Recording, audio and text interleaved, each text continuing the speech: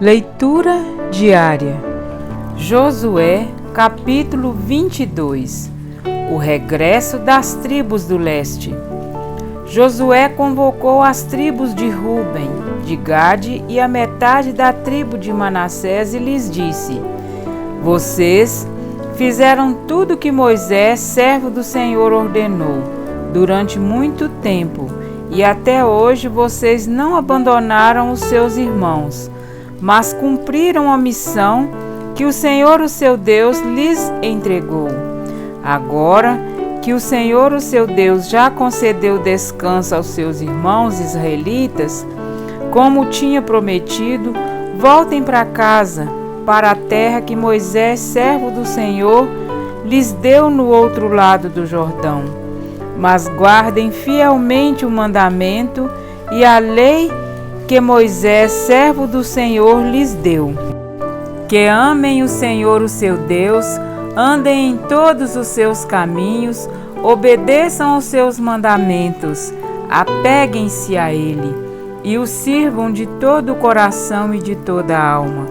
Então Josué os abençoou e os despediu, e eles foram para casa.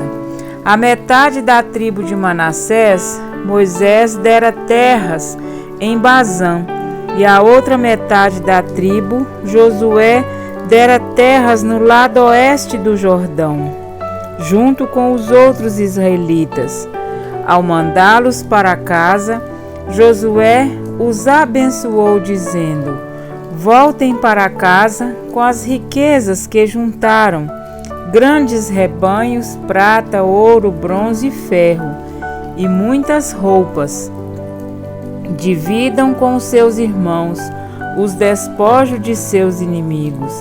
Assim, as tribos de Ruben, de Gade e a metade da tribo de Manassés deixaram os outros israelitas em Siló, na terra de Canaã, para voltarem para Gileade, sua própria terra, da qual se apossaram, de acordo com a ordem do Senhor, dada por meio de Moisés. Quando chegaram a Gelilote, perto do Jordão, em Canaã, as tribos de Ruben, de Gade e a metade da tribo de Manassés construíram um imponente altar ali, junto ao Jordão. Quando os outros israelitas souberam que eles tinham construído o altar na fronteira de Canaã, em Gelilote, perto do Jordão, no lado israelita, toda a comunidade de Israel reuniu-se em Siló para guerrear contra eles. Então os israelitas enviaram Finéias, filho do sacerdote Eleazar, à terra de Gileade, as tribos de Ruben e Gade e a metade da tribo de Manassés. Com ele enviaram 10 líderes, um de cada tribo de Israel, sendo cada um deles chefe de suas respectivas famílias, dentre os clãs israelitas. Quando chegaram a Gileade, as tribos de Ruben e de Gade e a metade da tribo de Manassés disseram-lhe: Assim diz toda a comunidade do Senhor: Como foi que vocês cometeram essa infidelidade para com o Deus de Israel? Como foi que se afastaram do Senhor, construindo um altar para vocês, rebelando-se assim contra ele? Já não nos bastou o pecado de Peor? Até hoje não nos purificamos daquele pecado, muito embora uma praga tenha caído sobre a comunidade do Senhor, e agora vocês estão abandonando o Senhor. Se hoje vocês se rebelarem contra o Senhor, amanhã sua ira cairá sobre toda a comunidade de Israel.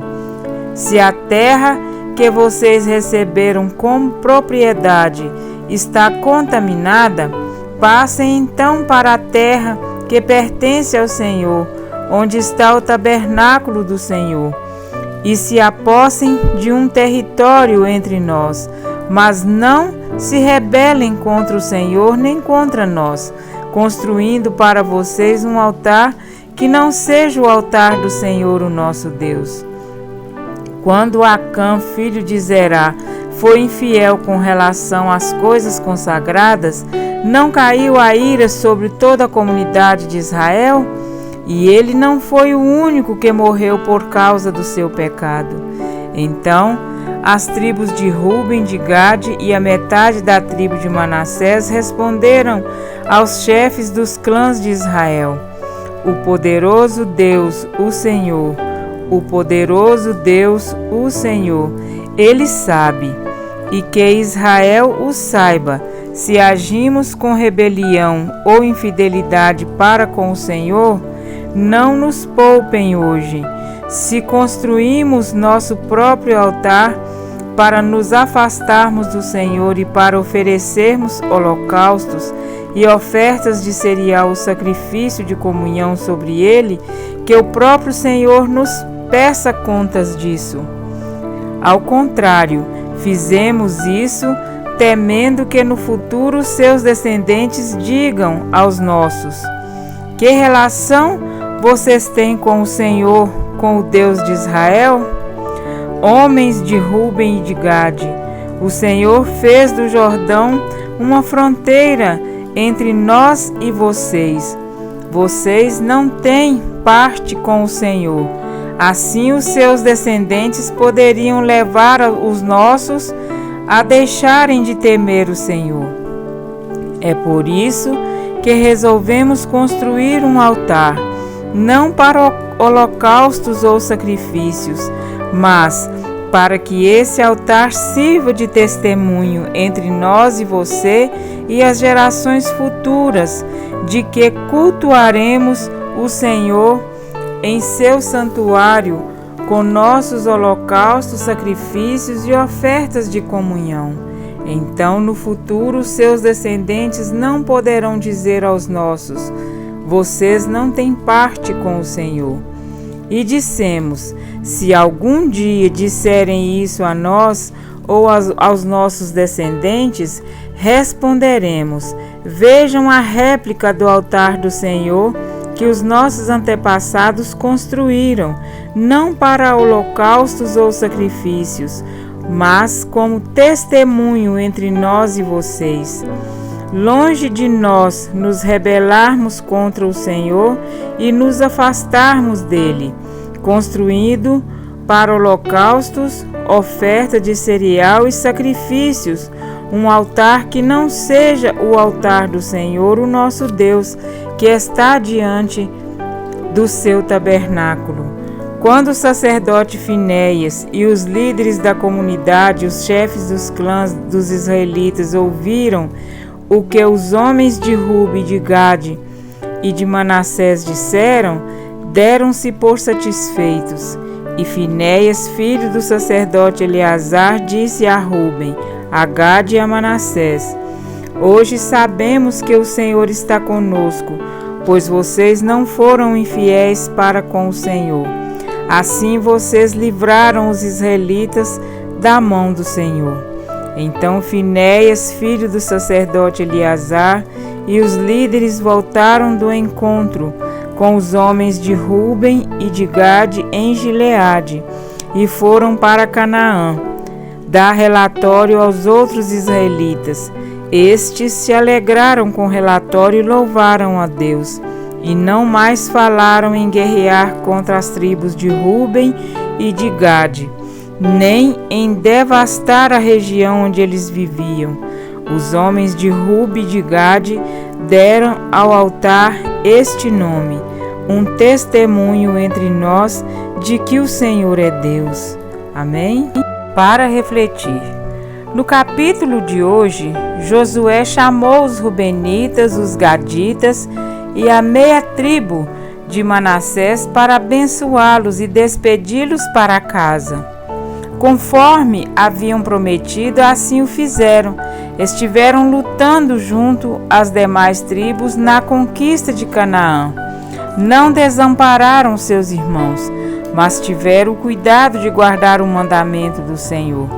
A bênção do Senhor os acompanhou de volta para o lar, e ao atravessarem o Jordão, edificaram para si um altar grande e vistoso, a fim de servir de testemunho às futuras gerações. Houve grande alvoroço entre as tribos do outro lado do Jordão, que julgaram ser monumento, um altar estranho, uma afronta contra Deus. Entretanto, antes mesmo de declarar guerra, eles tiveram uma sábia atitude: enviaram o sacerdote e 10 príncipes com ele, para interrogar aquelas tribos acerca do duvidoso altar. Os filhos de Ruben, os filhos de Gade e a meia tribo de Manassés. Na verdade, assim como serviram ao Senhor do outro lado do Jordão, desejavam servi-lo da além do rio. O Jordão fazia separação entre as 2 tribos e meia e as demais tribos de Israel, e poderia ser motivo de divisão entre o povo de Deus. O altar junto ao Jordão seria um memorial às futuras gerações de que, mesmo separados pelas águas e distantes de Siló, onde ficava a tenda da congregação, não deixariam de fazer parte da nação eleita de Deus. O resultado foi que, ao invés dos representantes de Israel voltarem para Canaã com ordem de batalha, retomaram com alegria e alívio. Aquele altar representava o amor que aquelas tribos tinham pelo Senhor e pelos seus irmãos. Mesmo separados pelas águas do Jordão, não deixariam de ser um só povo que adorava ao único Deus. Hoje, Deus deseja que ergamos um altar em nosso coração, um altar grande e vistoso. Ele deseja que sejamos suas testemunhas e que a nossa vida seja um altar que nem a distância consiga ocultar. Somos o Israel de Deus, por meio de Cristo Jesus. Gálatas 6,16. E o testemunho que unirá a Igreja de Deus dos 4 cantos da terra nos últimos dias é que ameis o Senhor vosso Deus, andei em todos os seus caminhos, guardeis os seus mandamentos e vos achegueis a ele, e o sirvais de todo o vosso coração e de toda a vossa alma. As 2 tribos e meia amaram de verdade, e as demais tribos retribuíram esse amor ao consultá-los antes de cometer alguma injustiça. O amor é o que fará a diferença entre os salvos e os perdidos no grande dia do Senhor. O amor esfriará de quase todos, mas os que perseverar em guardar os mandamentos de Deus em amor, esse será salvo. Mateus 24, 12 e 13. Você deseja viver o amor bíblico? Guarda os mandamentos de Deus na essência. 1 Coríntios 13. Pois o cumprimento da lei é o amor. Romanos 13, 10. Então, amar ao próximo será uma consequência natural e inevitável e a inconfundível identidade dos grandes discípulos de Cristo. Nisto conhecerão todos que sois meus discípulos, se tiverem um amor genuíno uns aos outros. João 13:35. Ainda não estamos em casa, e no campo de batalha deste mundo caído precisamos dar as mãos uns aos outros, porque no lugar que Deus preparou desde a fundação do mundo, só entrarão aqueles que entenderam que cada semelhante custou o preço do sangue do Cordeiro, e ao amar uns aos outros, dão testemunho de que amam a Cristo. Clamemos pelo Espírito Santo para que possamos continuar caminhando como Jesus, amar como Jesus, e Ele nos conduzirá em paz para casa. Amemos, vigiemos e oremos constantemente. Amém?